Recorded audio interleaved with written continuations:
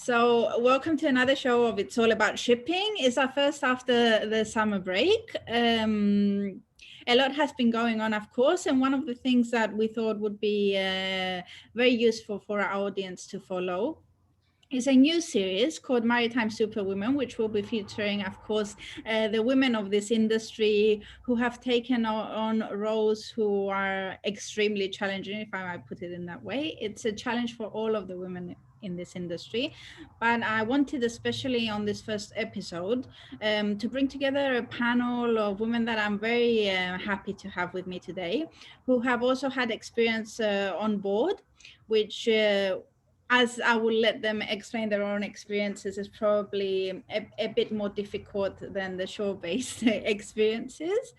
And I think it would be the ideal way to start off this series, which I hope you will be enjoying. There'll be many more to follow, but today I have the lovely ladies on this panel with me.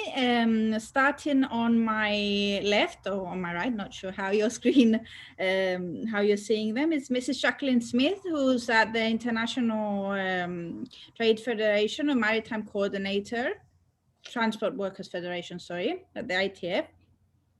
Captain Hiroyi Daku, who's a master of LNG vessel at Maran Gas. Ayse Asli Basak, who's a port captain operations executive at Midship Group LLC. And Serena Weber Bay, who's a port engineer at Matson Inc. Welcome to It's All About Shipping, ladies. It's a pleasure to have you on the show today. Thank you very much. Nice to be with you, Gina. And without further ado, because I've already done quite a long introduction, I will give the platform to you, and starting maybe from Jacqueline. All of you ladies have quite diverse experiences from on board and have served diverse roles. So the first question is rather personal, I would say. So the first time that you were going to step on board, I would like to know what was your greatest fear and what was your greatest motivator? Thank you, Gina. So unlike my sisters in the panel here, I didn't actually work in the deck and engine room. I was started on board as a croupier, so in the casino on a passenger ferry between Norway and Denmark. I think I didn't have any fears at the time because I was very young. I had done 1 year of law school and found out that I wanted to do something else. So I took a job in a casino, which is quite random. Probably my greatest fear was that my father had told me that the ship that I was starting to work on was a sister ship, a Scandinavian Star, that was lost and quite a few people died. It burned some years ago. And that because it was a sister ship, that the safety and security on board wasn't at the level that was needed at or what we would expect at this time. So that would probably be my fear, because he was telling me as a 21-year-old that the lifeboats, they're not safe, and the deck and engine people are separated from the catering, and but at the same time, the motivator to do it was actually just to have a completely different experience, to be on a ship. And luckily we worked 2 weeks on and 2 weeks off. And I like the idea of being able to be 2 weeks just engulfed in work, and then 2 weeks off where I could just do whatever I wanted to. Interesting. And yeah, that's not quite the encouraging and supporting parents, I would say, to be telling you that the safety issues on board. But yeah, Iro. So hi, Gina. Hi, ladies. I will speak from a personal point of view. The personal and the greatest fear that I have every time I am sailing is to be away from family in case where something bad going to happen. For example, it's a big fear for me to know that I have my mom or my dad or my brother or a friend sick, and me being on board and being unable to assist or being there for support. is always something that I have in my mind every time I'm sailing, and sometimes affects my moods also.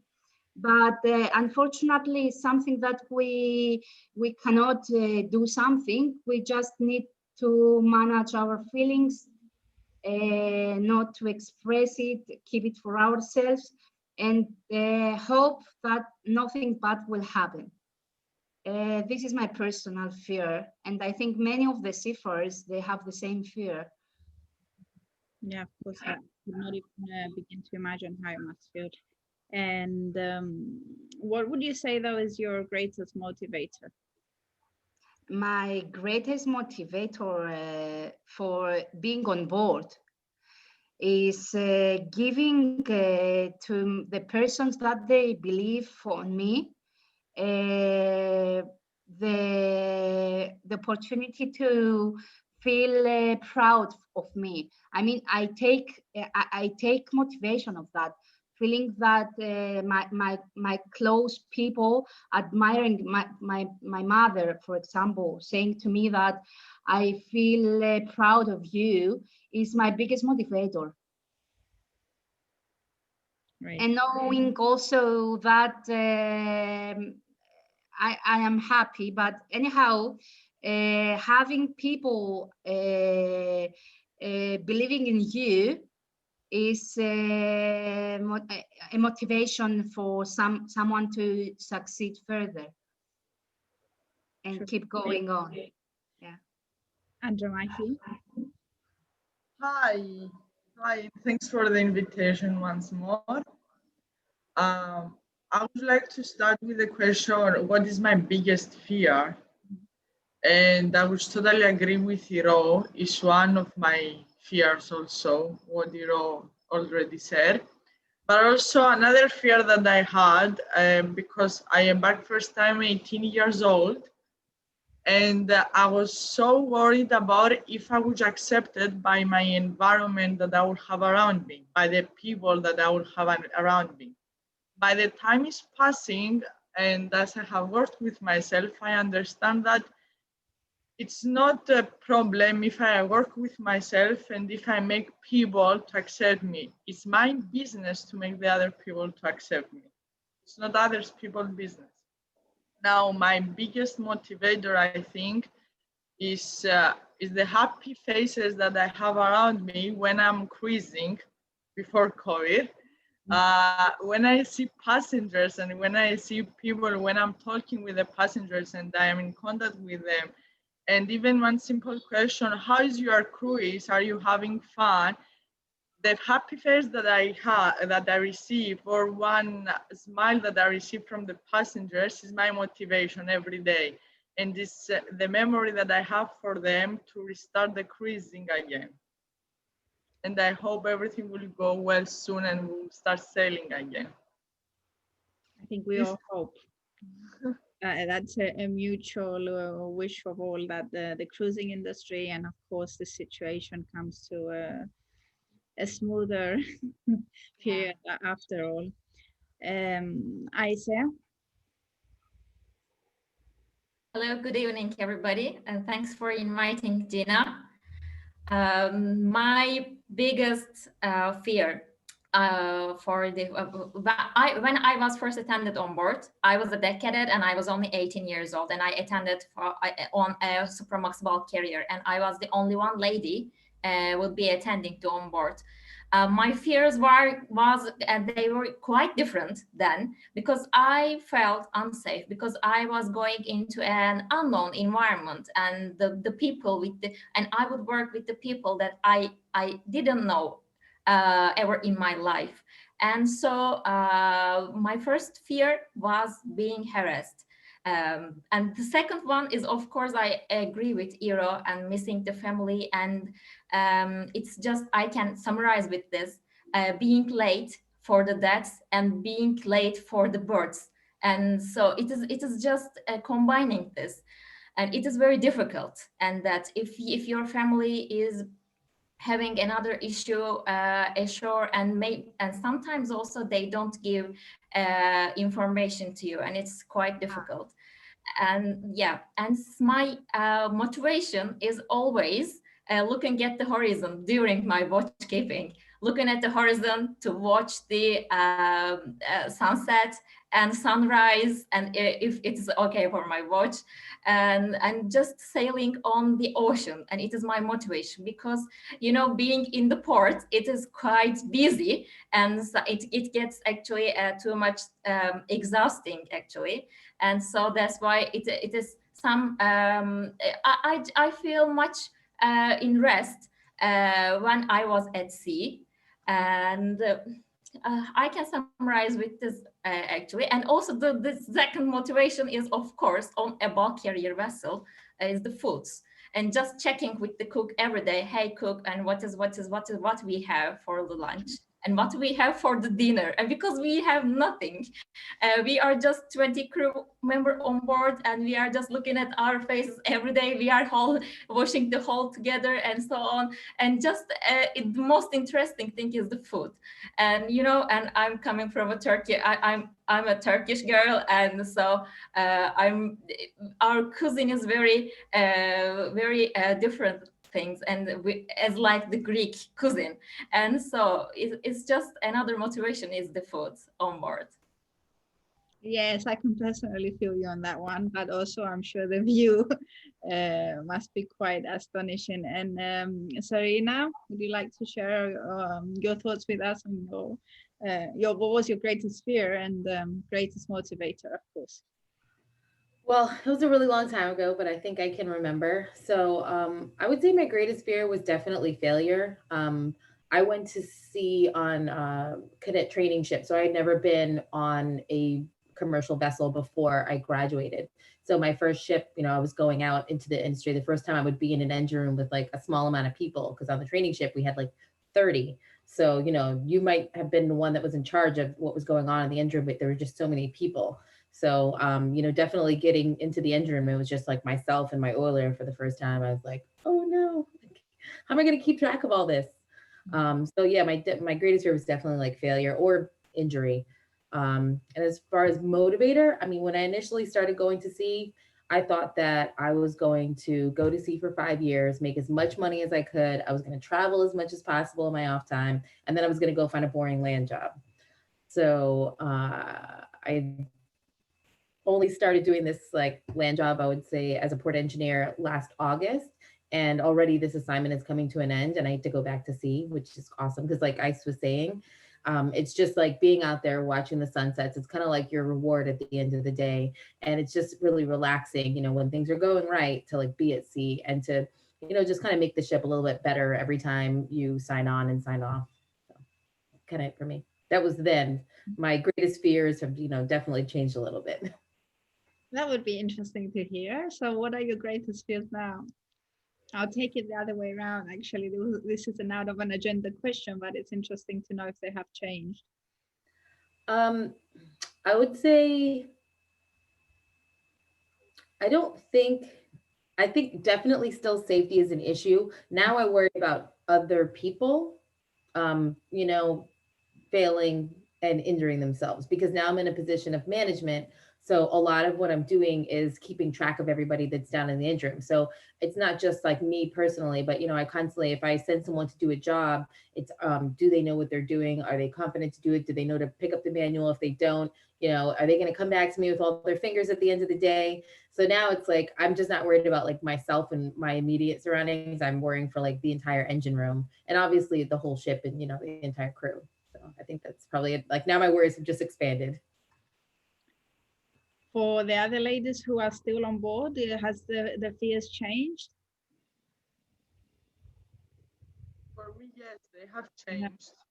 Every year they're changing, because also when I was 18, I cared only if I will get accepted. Now my fear after COVID is if I will ever put my feet on the land again.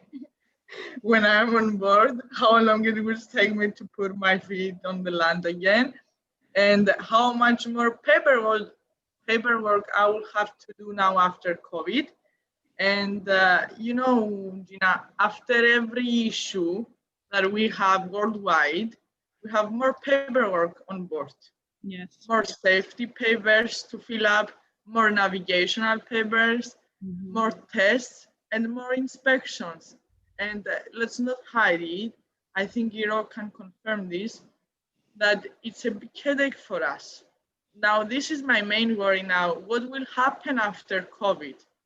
How many more inspections that we will have, because we lost already almost 1 year, and how much more paperwork we will have now.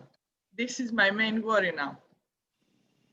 Yeah, no, I think actually you're touching on one of the very important things that I did want to discuss in the course of the show. And maybe we just bring the question up, and the rest of the ladies can also comment on this. Jacqueline, I guess from your experience also at the ITF, you can maybe share your thoughts on the impact of COVID within the role and scope of your environment, and how do you see things going forward, of course. Well, so I haven't been at sea for many years, but at the same time, I do have a fear for the people who are on board, especially given this time that we're in. We get reports of seafarers who have been on board for 18 months. The longest I heard was 25 months that they had been on board, which meant that they were way over the 11 months that are permitted by the ILO MLC. For me, it's just amazing that the ships can continue to sail with these seafarers that are so exhausted. So my fear is for them, because it is mentally and physically draining. And we talk about, Iro was talking about the fear for your families at home. They have that, you know, that's one of the biggest fears. And there's been a lot that's going on, and especially given the pandemic, and they don't know what's happening to them. We have been working round the clock to get the seafarers home. We have 140 inspectors worldwide, and they are functioning as travel agents, as consulate advisors, as counselors, because we're having the families, we're having the seafarers calling us, and they're doing all they can to get them home from all over the world. Most difficult areas, of course, are the Gulf nations. That's always very challenging. It's challenging even in times where things are quiet. And we see more and more seafarers being abandoned. We have about 500 inquiries per week coming in from the seafarers and their families. And that's not counting how many that go directly to our inspectors. So I do think that with COVID, we need to at least learn from the experience that you can't just define the seafarers as key workers. You actually have to put in place rules and regulations so that they are key workers, that they are treated like key workers, that there is a safe corridor for them to be able to join and to be and to sign off the ship. Because if not, and you're going to have these kind of situations, we're going to be back where we are now, where the issues continue to compile and the seafarers are fatigued, which increases the risk of an accident. And we also know the fact that a lot of times, if it's an accident, they identify as the human error and the seafarers are criminalized. While we've been saying that at this point in time, the seafarers, if they are way past their contracts, you cannot automatically blame the seafarers. You know, that shouldn't be done no matter what. But especially given this time, that it all goes back to the human error. But the human error, it could be the seafarer that made the error, but at the same, it is all of the governments, it's all of the companies, it's their human error, and it's not the seafarers. So my concern is that we're not actually going to get a system that is going to flow as easily as it should, and we're going to continue to experience a backlog of seafarers, and a lot of seafarers not wanting to go on board because in international trade, because they don't know when they're going to get home. So that's my fear, that the governments are not going to step up and actually do what they need to do to make sure that seafarers are not only defined as key workers, but actually are treated like key workers. No, actually, it's a whole, it's a ripple effect when it comes to defining them is one thing. And actually, this is one of the things that I want to discuss a bit further going later on into the show on what policy reform needs to be made. But I believe that at least it's a positive step that the IMO is also defining it now as a global crisis, and we're seeing this in the headlines, and hopefully, of course, I know that from that going on to policy and implementation is a very long road. But I think also what Andromachi is saying, being on board the cruise ship, also there is that fear of going back on board because you don't know when you're going to get off, and just imagining that, I think says a lot. Iro, could you also share your thoughts on that? Because I know from our personal communications that it was also a very challenging period for you. You know, it's quite complicated how the COVID situation bring into the surface a humanitarian problem that existing with the seafarers. So we're reading too many articles that the IMO supporting, and I do believe the same. But at the end of the day, everything has to do with money. The seafarers are the operators, the actual operators of a vessel for transporting a cargo, whatever cargo is, from a place to another place. There are charter parties, and you know that everybody knows that in order a vessel to sail need bangers, but except from bangers needs persons to sail it safely. So in the charter party, there are clauses about safety margin for bangering and guaranteeing bangers. But we find many issues because of the COVID. There were nothing saying about the seafarers. For example, after COVID, we saw that some charter parties have been amended in order to include a clause for the repatriation of the seafarers.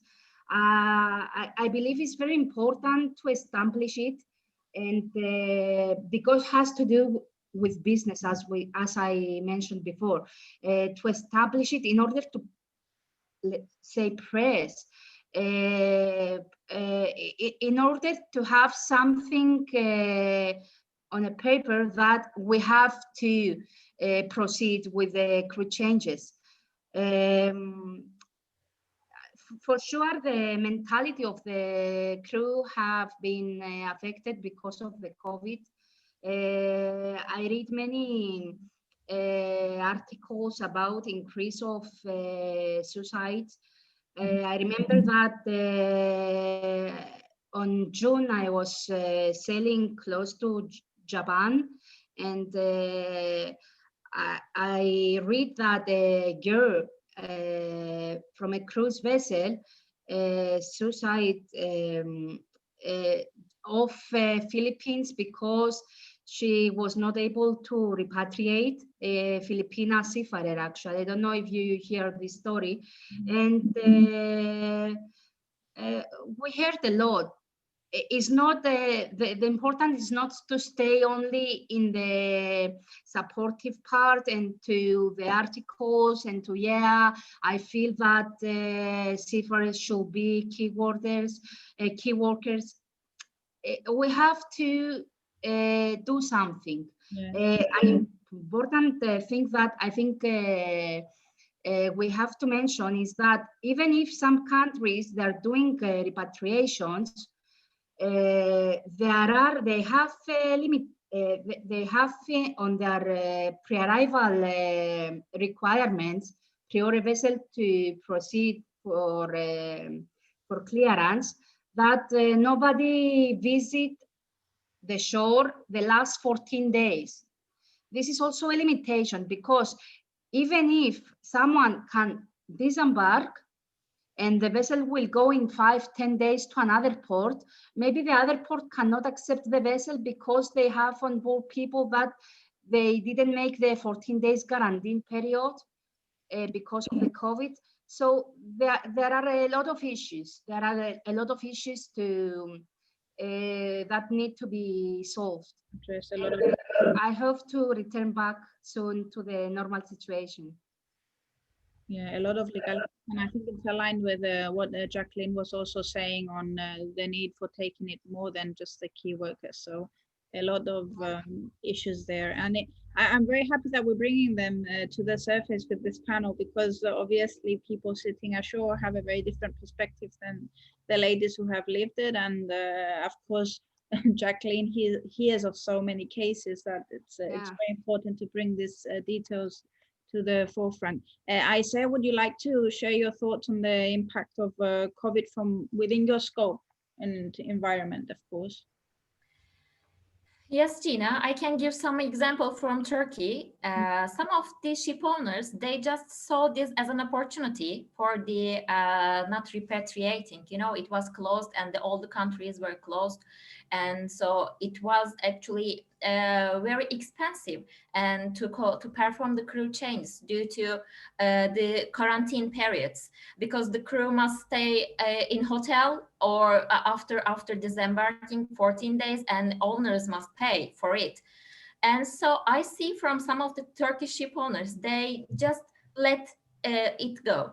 It was just like that. Okay, so after the travel restrictions are waived, after they removed, so we can conduct the crew change. But what I see from some of the ship owners also in Turkey, they arrange private planes for the crew change to European countries and also to Middle Eastern countries, and they perform the crew change successfully during this period.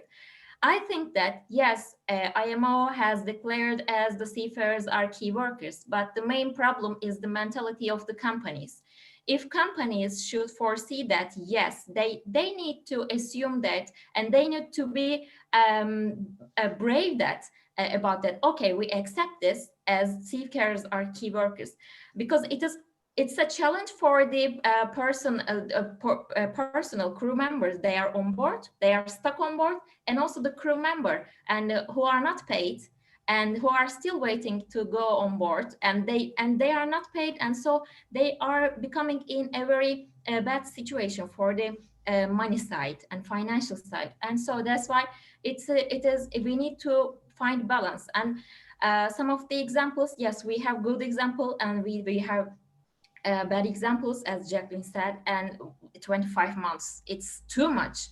And so I think that we need to solve this problem with the companies and company managers, I think. What can I say about my job? Normally, I was always traveling to European countries, France, Belgium, Netherlands ports, and to supervise the vessels loading operations, because I'm working for a brokerage company and we are chartering vessels, and I'm visiting vessels and supervising the vessels on behalf of our charterers. But I couldn't travel anywhere, and for last 6 months, and I'm following my vessels and from remotely. And so I think that my job is also being changed right now, and so we are in a big transformation. But we need to catch up for it. In somehow, we need to catch for it. I can say that.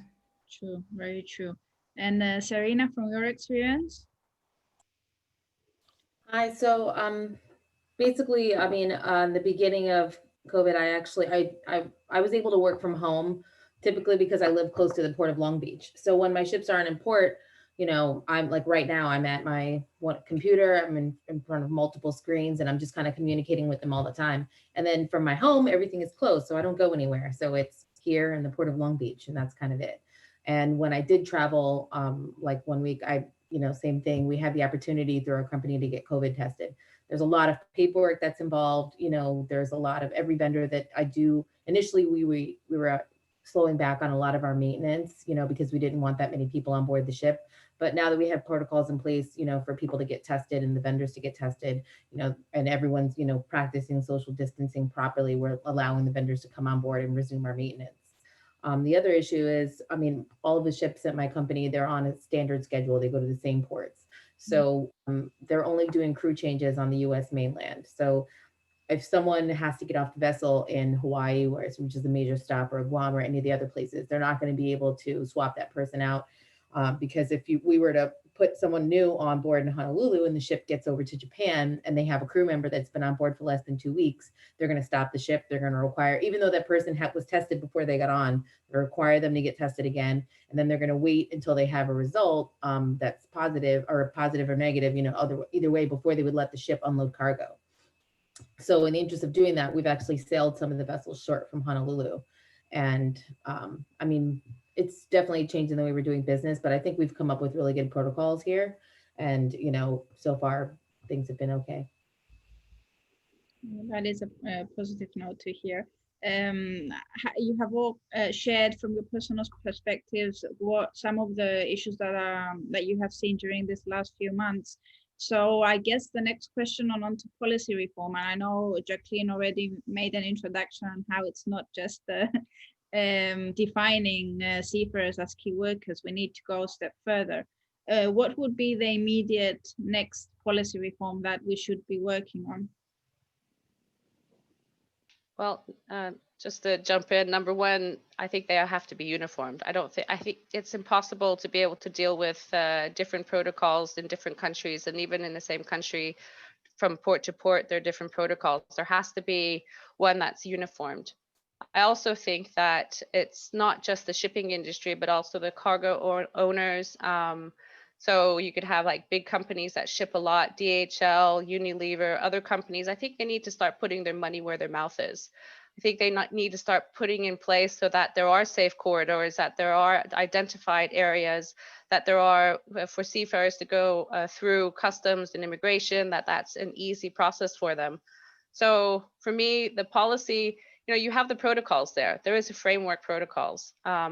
And then it's actually making sure that they're uniform so everyone knows how they're supposed to be dealing with it. Because it's like Serena said, they have good protocols in place and people know, and what you're supposed to be doing. So it's easier to plan. At the moment, you can't plan because one day you get information that one port is open. The next day they said, no, we're not open, or we're open if you've been to sea for 14 days. And then it's like some saying, oh, no, we're open only for our nationals who can disembark. So there has to be, the protocols are there. But they need to be uniformed, and you need to have all government, because majority of the shipping ministries that we've talked to, they understand, they get the whole idea with maritime and transport, but then you have who gets involved is infrastructure in countries, health departments, you have custom and border control, you have foreign ministers, you have all of these different departments, and within the government, they're not communicating. So they actually all have to communicate and understand that there has to be a way for seafarers to be able to sign on and sign off as long as there is secure that they've taken a test that is the PCR test, not a rapid test, because a lot of those are saying that they're not as secure. Mm-hmm. And then they are then allowed to travel safely. There's private transportation that takes them from the ship to the airport. They have their own lane to go through, so they're not really engaged with anyone, and then they can easily be able to arrive back home or join the ship.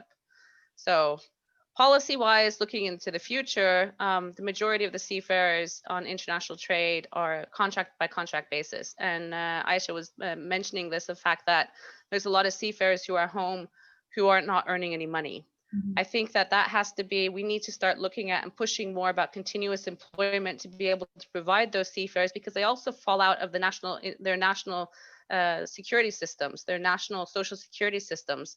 They don't, because they're not paying taxes, they're on flags, Panama, Liberia. If they don't have a job, they don't have a new contract, they're not receiving any money.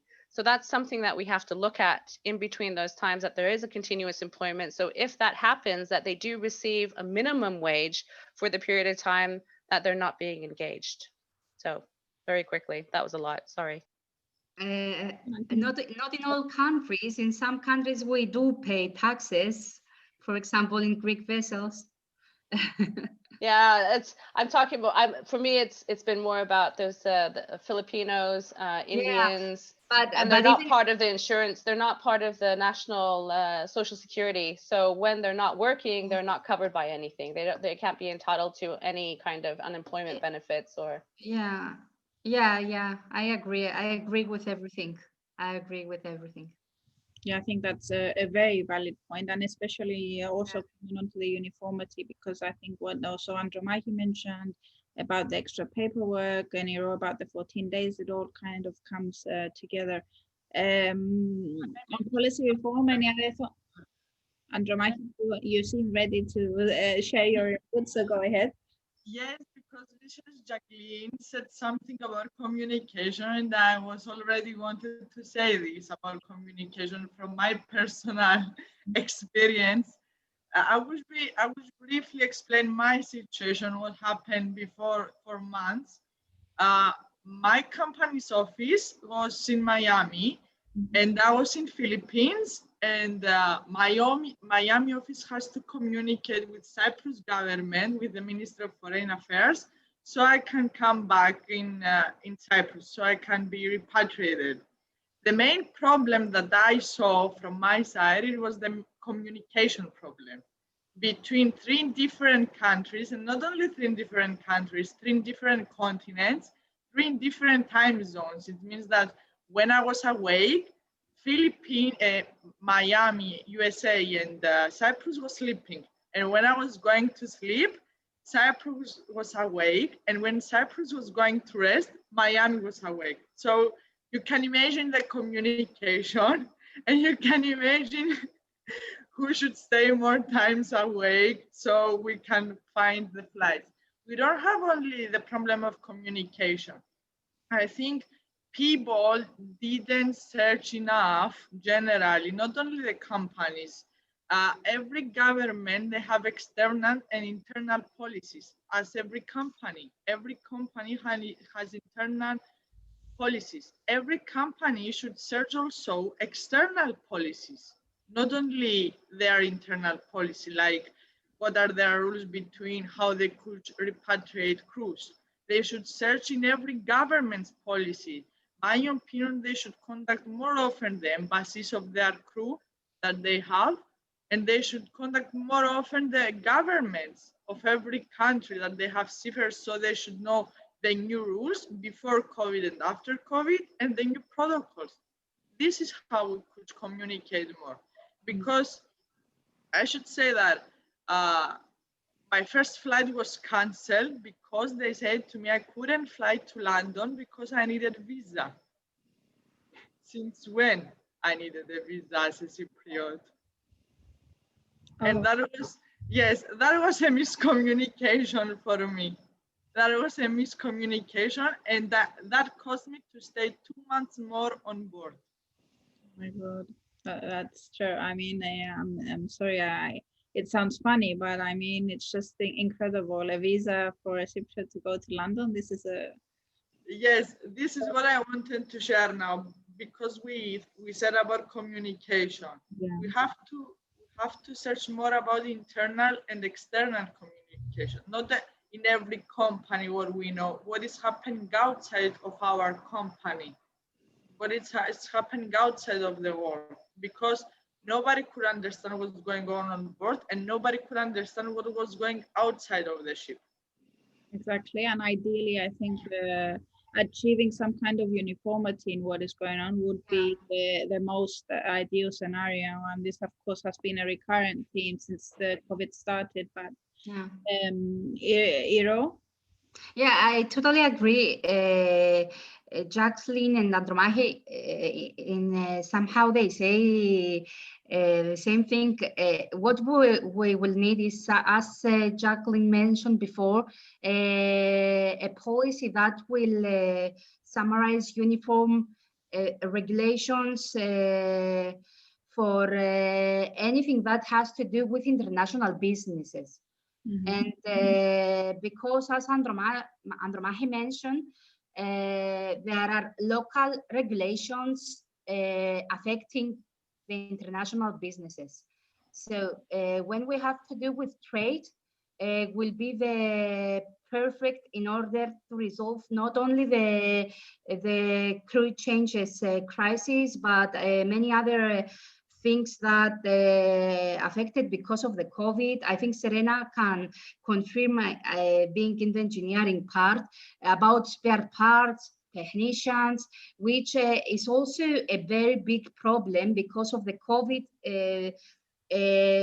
They're making they're staying back of their businesses and the maintenance part of the vessel, and this can lead to unfortunately to have a very, you know, can have effect to the vessel and to the operational and technical part of it. Exactly.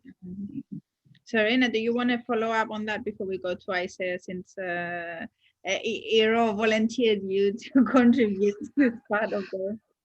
Well, I don't want to talk about legislation in this country because the US is still trying to get a handle on whether or not we have a pandemic on our hands.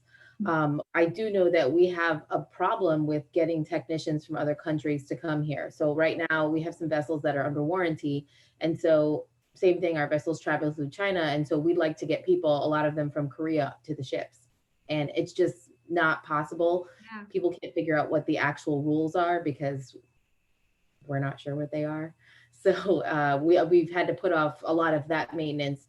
Only some of it have they allowed, you know, for us to get done by vendors here in the States. So yeah, getting in a lot of parts, same thing, you know, they're telling us that they're behind months and months of actually getting some of these parts made and getting them to the ships. So, I mean, we're doing the best that we can, but there's definitely things that are being put off due to COVID. And what would be the one thing that you would like to see from policy? No, You don't want to comment. No comment. no comment on US politics. Okay, okay. Ayse? I agree with Serena. Actually, it is mostly depending on the politics, and I think that the seafarers are the real victims of the politics between the countries. My suggestion is very simple. I think that all the seafarers must be having a global citizen passport.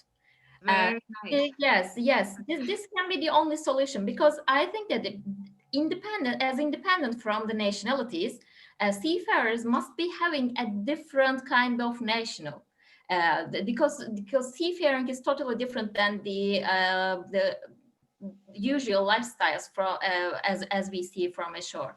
And so we are traveling a lot and we are seeing the world a lot, and I think that the most important thing is being the global citizen passport. I don't know actually how it will be happen, but it's just my suggestion. Maybe someone can realize in a short feature that, oh yes, we need to do this. And yeah, So they will be.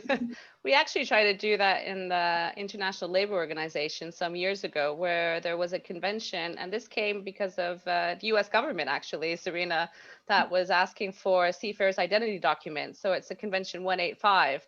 Unfortunately, they were because that was supposed to facilitate, so you got a biometric card to make it easier for seafarers to be able to travel around the world.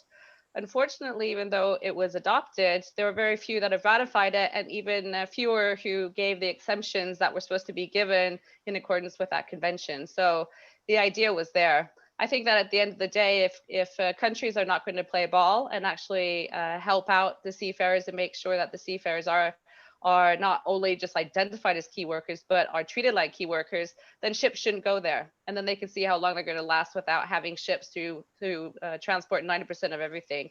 See if they'll change their minds then if ships actually don't go to their countries.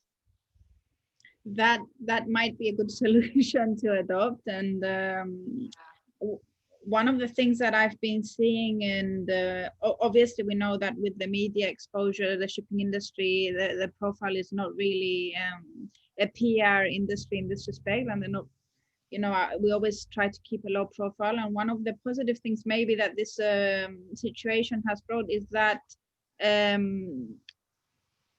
we are seeing some recognition as to seafarers being important and vital to the world trade and how important the ships are. So I think your suggestion, Jacqueline, might turn out to be more effective than a lot of other measures.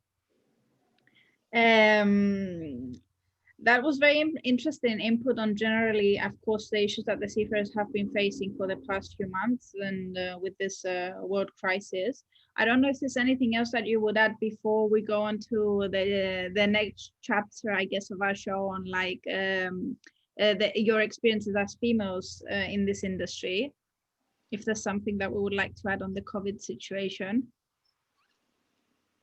No, I think we've covered quite a few topics and quite a few thoughts there. So let's just hope that we'll see them materializing in the near future. I know the ITF is doing a great work in this respect. So fingers crossed we'll be seeing some positive change from now onwards. But yes, one of the reasons of this panel was, of course, to share your experiences during this pandemic and as females in this industry. So I would like to bring the conversation to that aspect and where it's a myth or truth. So you can share from your backgrounds if women do face greater challenges on board and ashore, of course. And if yes, if you could share an example of this. So who wants to volunteer and go first?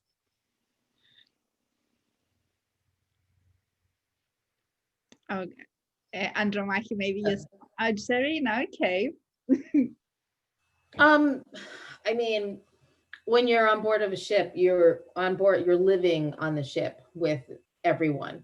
And so I would say that definitely before I've joined vessels, I've heard that, you know, there's been like a discussion like, hey guys, we have a woman joining the ship.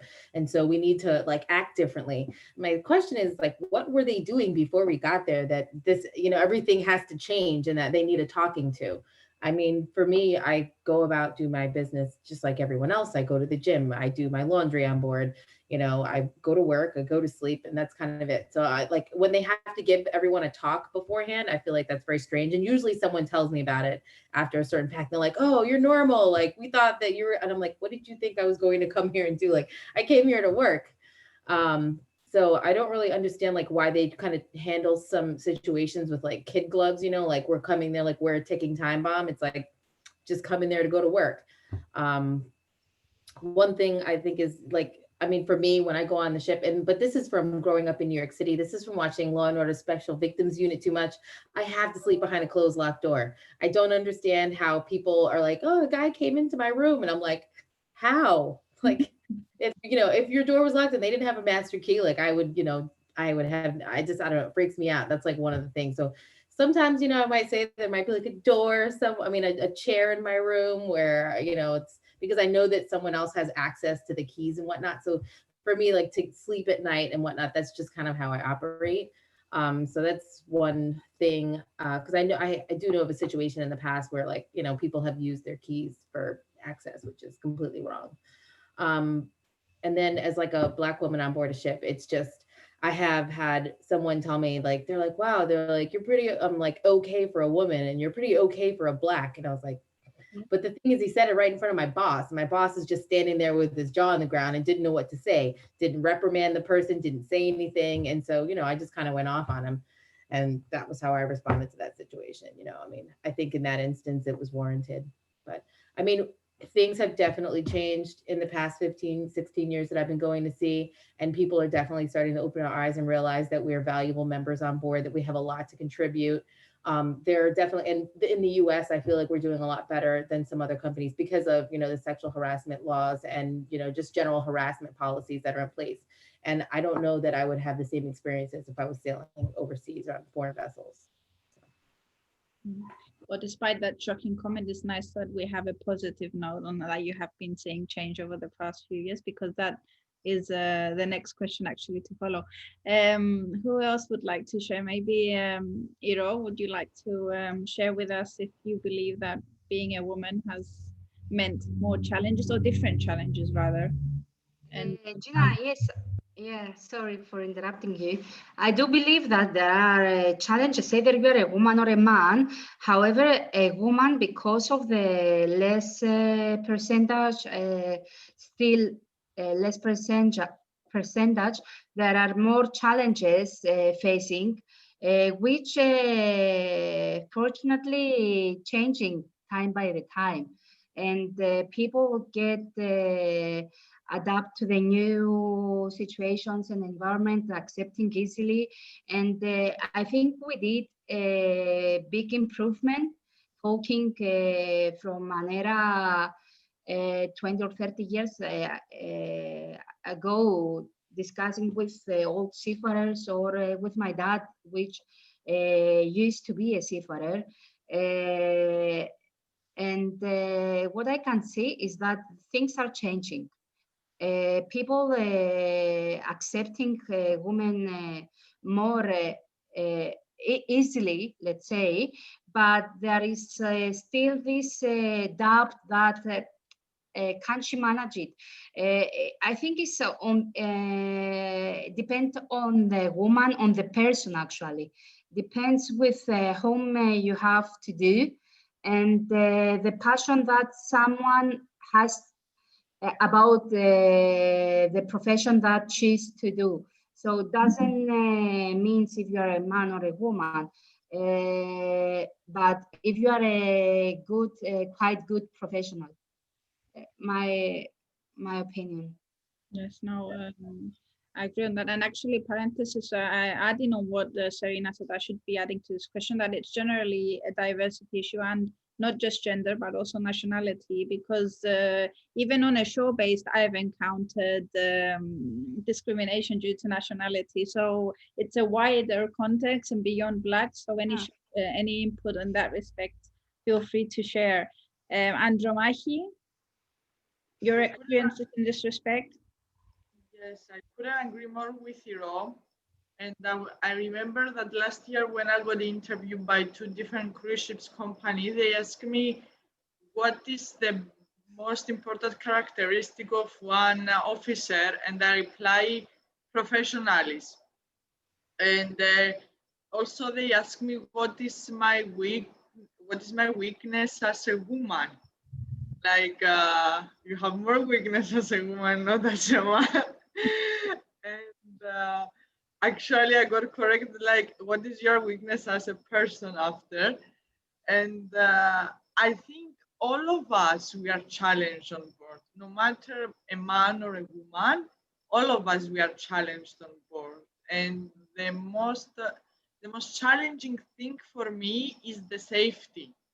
And not only the safety of the crew, how can you provide safety for the passengers? Because passengers are mentally, not only physically and mentally also, they are holidays. So you have to provide them safety that they are not aware of. So this is the most challenging thing for me. I don't feel okay, by our nature, we are different from men and we can accept that. But as a woman, I would say to all of the women and to all of the men that we have to accept the differences and we have to respect the environment. Like, I understand that men can have different behavior when they are between them. So women will have different behavior when we are alone. So we have to respect the environment and to live all of us together by respect. This is what I wanted to say. True, very important. Jacqueline, I know that you haven't been on board for quite a few years, but obviously from your experience at the ITF, you must hear quite a few stories. So, and of course from the inspections and the reports that you get, what's your opinion on this? Do women face different challenges or more challenges? And some examples maybe. I think it varies a lot. It varies from if it's a national flag vessel with national crew trading on regular trade, or if it's on international crew trading in international waters for longer periods of time. I mean, when I was on board, even though I was a croupier, we were given the responsibility for lowering the lifeboats on one side of the vessel. And on the other side, it was the deck, the ABs, who were supposed to lower the lifeboats. And we were 2 women from the casino, and the guys were saying, oh, you can't do that, it's going to be too hard. But it's not actually about the physical strength. It's using your abilities to be able to do it even though we don't have the same physical strength as the men did. And in the end, we were quicker at lowering all the lifeboats on our side before they even got halfway through their side. So I think one of the challenges that have been that we're still struggling a bit with is proper suitable PPE that fits a body of a woman. But that's not only in regards to women, it's also for the different nationalities, because there can be, you know, smaller men from Scandinavia. I'm from Norway, or they're bigger than the Filipino men, for example. So to be able to have proper PPE, when I was working on the ferry, on the passenger vessel, I had to put on a life suit and then jump into the port, in the water port. And this life suit, you couldn't actually adjust it to my size. So when I jumped and I landed in the water, I sunk all the way down to the bottom of the suit, and then the water filled in the hood. So I had all this water inside of the suit because it wasn't properly tailored to a woman. So that's one of the things that we are looking at, to make sure that there are different sizes and that fits women properly, because women do have different bodies. I think in some circumstances, it's about it is about culture. It was mentioned here. I think that when it was funny when Serena was saying that they had to have a conversation about, oh, women's coming on board. And it's like, it brings me back. Remember a book, probably from the 80s, Men Are From Mars and Women Are From Venus. That's like, oh, they're different. They're going to react differently. But and it will depend on the culture. Of course, I've done many seminars for seafarers, and one of the issues that we raise is in regards to, you know, how do you interact between different cultures? How do you interact, men and women? And we usually have a half a day women's seminar, because especially in developing countries, that women don't feel that they can speak up. So we want to make sure that they understand that they have a voice and that they can actually voice their opinions about what they feel. There is still quite a bit of harassment going on, but that is also, it could be between two men as well. It's not just a woman and a man. It could be a woman towards a man. So, you know, for us, we don't see limitation to it, and we need to deal with it. And we need to make sure that it's integrated. So just diversity is accepted and it's integrated, that there's an understanding that the different cultures, and when you come, especially when you're talking about cruise ships, we did a seminar in Indonesia where there was the Indonesian said that he didn't understand, because in Bali, he's from Bali, when you're supposed to high five someone, you slap them on the butt. And he did that to a male Jamaican cook. And that didn't go down too well, because you don't do that in Jamaica. So he was like, I didn't understand. But in Bali, you're not supposed to touch someone on the head, because that's where like their soul is. So it's like different things, and understanding and being mindful of the cultural differences. But all in all, just generally, I think that one of the things that probably surprises me is we hear so much, sorry for my language, shit and stupid comments that we just let it pass, where we probably should stop and, like Serena said, just let them know that that's not acceptable. Because, you know, men do feel that they can comment more on a woman's appearance. Well, they would never do that if it had been a man. And that goes from politicians to people, you know, celebrities, media, to workers on a day-to-day basis. And that's, you know, if I come into a room, even now in my position, and then I'll have someone say, oh, your hair is getting gray. Well, you know, they don't tell their male colleagues that, and their hair has gone completely white. So it's like, why do you actually feel the need to comment on my appearance? So I just usually say, thank you, I don't remember asking for your opinion. And then we just move on from there, because I think that that's something that we've probably accepted for too long, that we accept the fact that they can comment on our appearance when they don't do so for the male colleagues. Yeah, I completely agree. And the next question says, do start preparing it once Ayse, of course, also replies is, what's the one thing we should be doing? One, of course, to ensure that women are feeling more empowered to pursue these careers on board, and for diversity, to increase the diversity on board, because you all did touch upon the multicultural environments, of course, so not just the females. It goes way beyond. I say your input on the challenges that females face on board and any experiences in that respect. My challenges are more physically because on cargo ships, on bulk carrier ships, I never seen different waste for the sanitary, especially for women's sanitary. And this is really annoys me. And when I go to vessels again, because I just try to hide my sanitary wastes. I just try to hide everything into a pocket and into a bag. And then after, I prefer it not to. I prefer it to keep it in my cabin until we get to port. And then after, if we are going to port and if we are giving the wastes to a shore side, and then after, I'm immediately going to my cabin and taking it and taking it back and to shore side.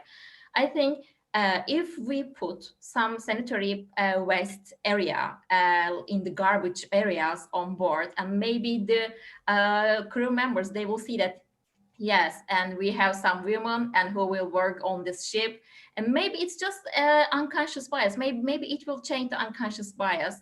And the second one, and 12 years ago, when I first got my onboard job, it was just about what is said to me from my seniors, and they were the males. They said to me that don't behave like a lady and wear like a man, and with the baggy trousers and not skinny jeans, something like that, and don't wear your makeup. And because you are on board, you don't need this, you are here for work, and so on.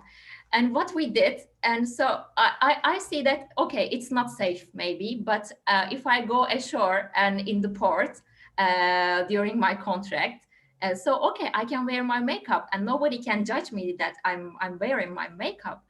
And so I think that the second challenge is like that, but I see that this mentality is being changed when I go on board. And my third challenge is now, because I'm visiting the foreign vessels right now, and it is very difficult for me to find a good toilet because I'm not staying on board. I'm just visiting the vessels during the daytime, and I'm managing all the operations there in the port. But there is not any toilet, especially in the ports and most of the European ports, and there are not specific toilets for the women, for the ladies. And so I see that, yes, okay, we are talking about the gender equality, but how about the cleaning side? And so I need to be clean as first. And so it's like the hygiene. And so we need to think about this. Yes, exactly. I think that's also some very important real life experience and points that we should be considering. And I do believe that, of course, women have to face them more than men in this particular instance. But it's nice to hear some more positive notes that things are changing, that we are seeing trainings taking place and awareness being raised. So that's also very important. And I believe, so correct me if I'm wrong, that we have been seeing a lot of initiatives, especially over the past few years, being developed to change this, even the working conditions or the perceptions, raising awareness on females being on board, and of course, general diversity and multicultural crews. But what would be the one thing that you would choose, or that you believe we need to attract initially more women to the industry and to enhance this diversity targets? Jacqueline, would you? Serena wants to go first. I just wanted to jump in on one thing. Like in terms of like what Ayse was saying, just like, you know, yeah, obviously there not being like facilities on board, like, or I had a day worker that came on board the ship in Long Beach, and she needed to breastfeed at certain times, you know, so that she wasn't like, I don't know much about kids, but like, you know, I don't know. She didn't want to explode. She didn't want to have any issues. And so she had her pumps with her, and she wanted to breastfeed for a child that was at home. So she was only on board to work for 8 hours, basically during coffee time and lunchtime. You know, she needed like an area to pump. And it was just so like, because I was a woman and I was on board, it had nothing to do with me. They were like, Serena, we have to talk to her. Will you be in the room with us? And I was like, are you that scared? I'm like, you know, just give her a place, you know, to do this. She can use On that ship, I don't think I had an office. I'm like, but if you have a spare room on board or whatever the case is, just a room with a door that locks, you know, so she can take care of business. That's what she's looking for, you know. I'm like, we already have assigned breaks during the daytime. If she needs to adjust that schedule in order to take care of it, then that's what we're asking for. So I would just say, like, to be the change you want to see on board, in the office, wherever it is. And then as in terms of like attracting younger women, I think groups like this, meetings like this, you know, especially like the women offshore and the Sea Sisters, and just making ourselves more visible is definitely attract more women into the industry. I agree completely. Totally agree on that. Thank you, Serena, for sharing. There are two things that I would probably say. Number one, make sure that a woman who comes on board, especially when they're young and cadets, that they go on board where there is another woman already there, because that will help motivate them. And then the second thing is actually to reduce the length of service, because at the moment, especially for international, the length of service is extremely long. If you're a deck and engine rating, it's usually 9 months plus minus a month. So that is a long time to be away. And if you're going to have a family life, then, you know, the majority of women won't want to be away for that amount of period. So you would have to shorten the length of services on board the ship, would be the two things that I would say. Thank you. Very valid points. Iro, would you like to go? I agree with Jacqueline, what she just mentioned, and not only for women but for men, because of the quality of life for the people changing and changed a lot. We do need policies for seafarers as well, and to attract more professionals for the onboard the vessels. And not only women but men. There is a lack of seafarers generally, whatever is the gender. And a reason of this lack is important is, I will tell you personally, you want to make a family, you want to make children, you know that there is a time that is coming to your mind that you have to choose, okay, I'm stopping from the shore, from the onboard career, and proceeding to an ashore career. However, if there was a link of how you can, let's say, make it easily for being a seafarer and try to find quite a balance between work and life environment.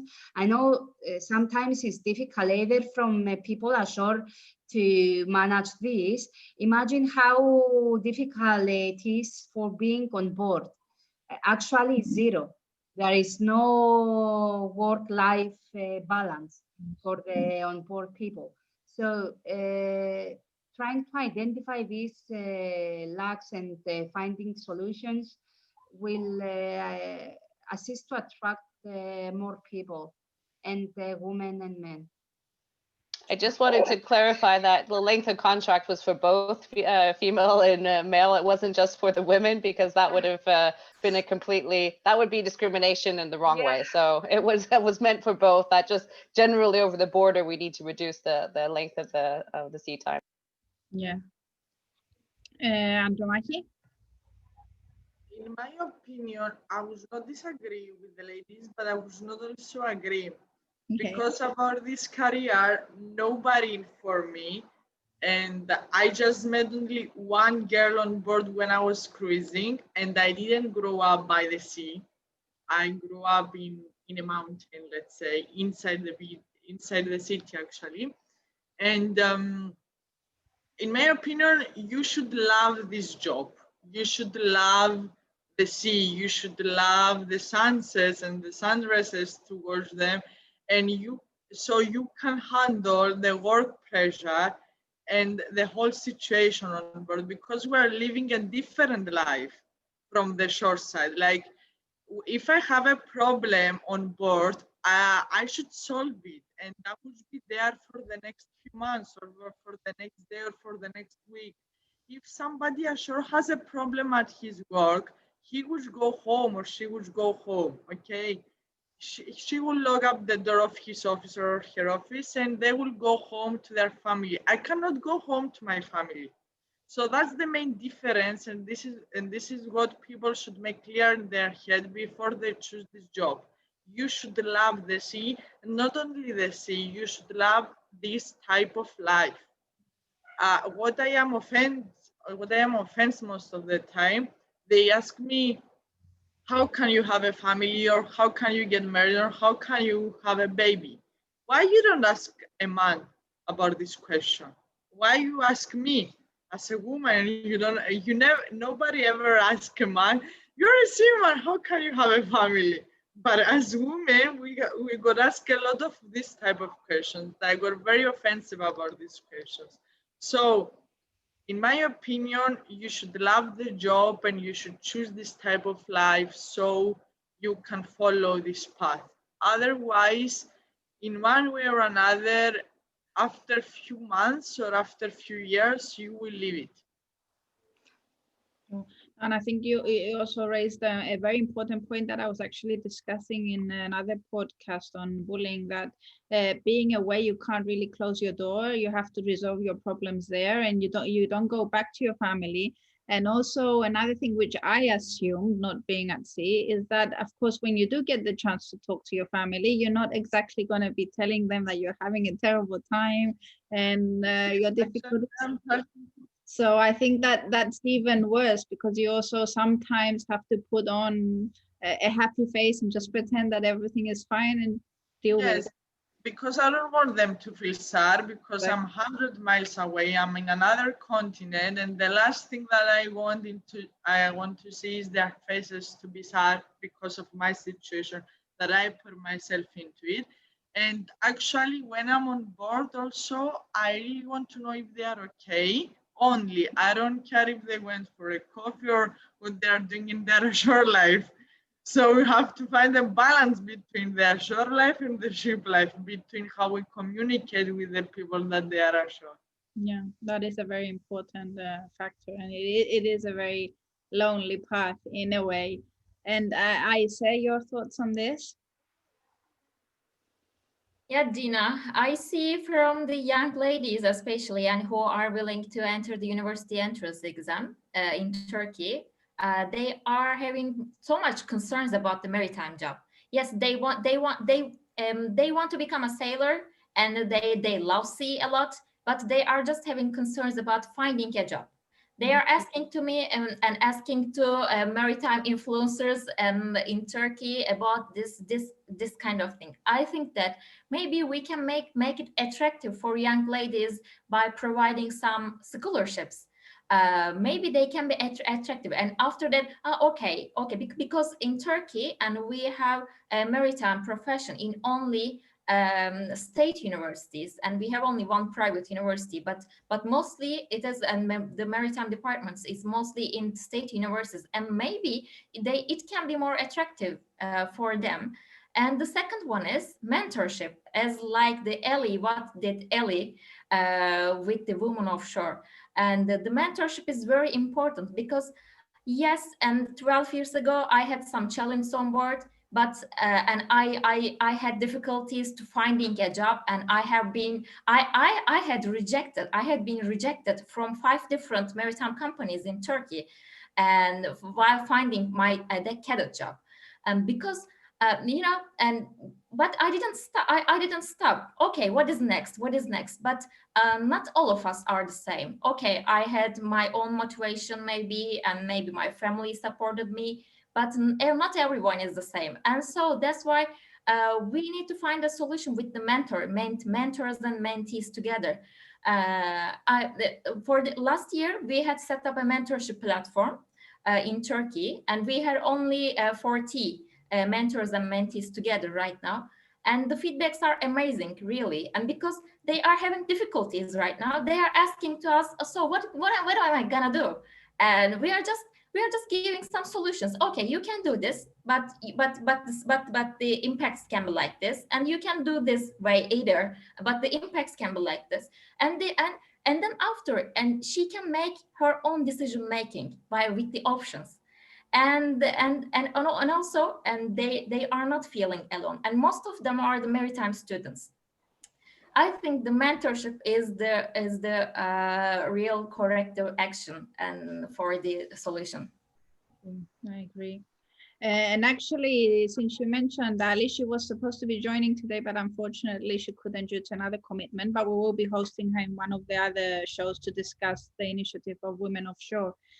And this discussion is just so interesting, and we've already run over time, but I would like a final and concluding remark. Maybe we should have a part 2 at some time, because there are a few topics we did not manage to discuss today.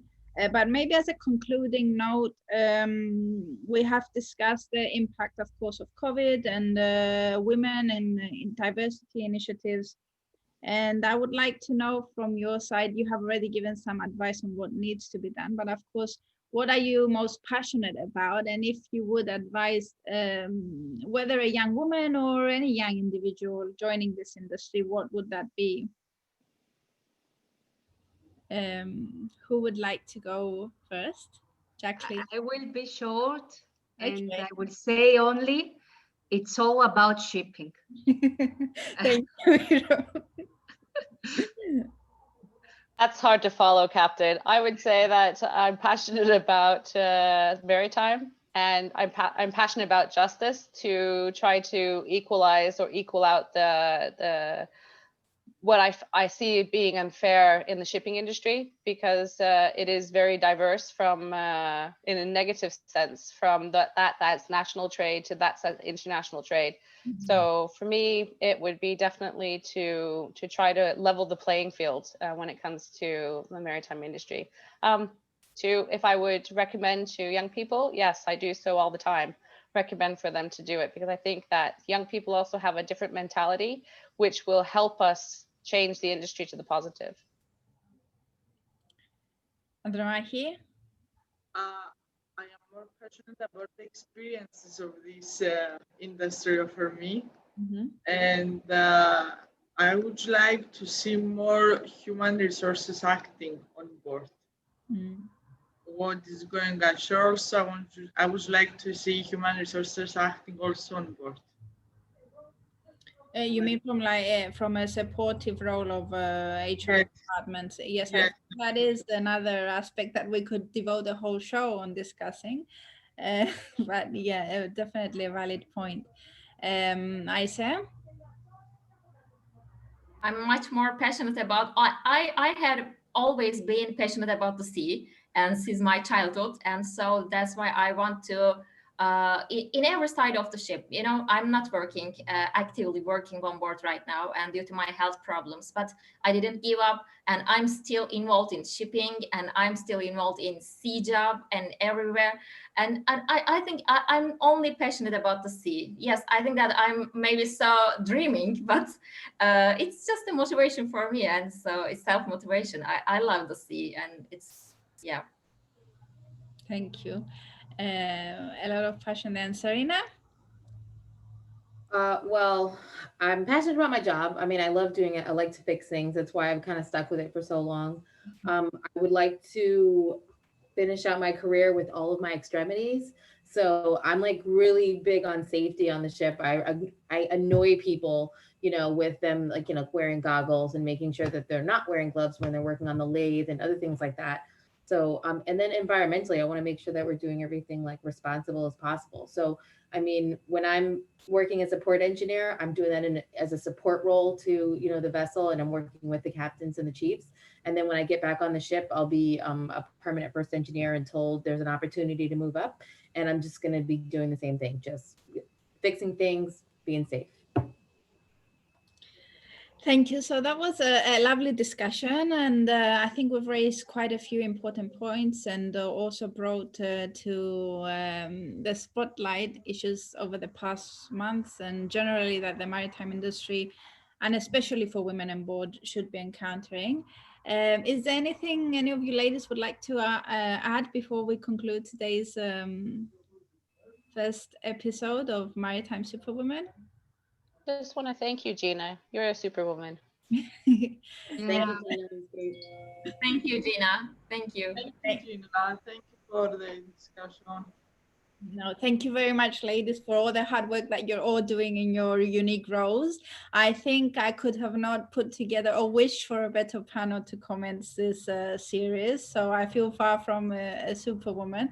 And thank you very much for being so honest and transparent, each from your own background. Of course, I think that's what needs to be going out there, and that's what would help this industry improve and become even better. So thank you very much. With us today on It's All About Shipping, and the first episode of Maritime Superwoman was Jacqueline Smith, ITF Maritime Coordinator, Captain Iro Yidako, of course, Master of LNG Vessel at Maran Gas, Ayse Asli Basak, Port Captain Operations Executive at Midship Group LLC, Andromachi Dimitri, Deck Officer at Celebrity Cruises, and Serena Weber Bay, Port Engineer at Matson Inc. Thank you very much, ladies. And thank you to our lovely audience for being here today. Stay tuned. Next week on It's All About Shipping on Thursday, we will be hosting the Deputy Minister of Shipping of Cyprus, who's just assumed the role and he's very passionate about encouraging women and female women and generally the younger generation. So let's stay tuned for more. And that was it for today. Thank you. Thank you. Bye. Stay safe. Bye, Take care. ladies.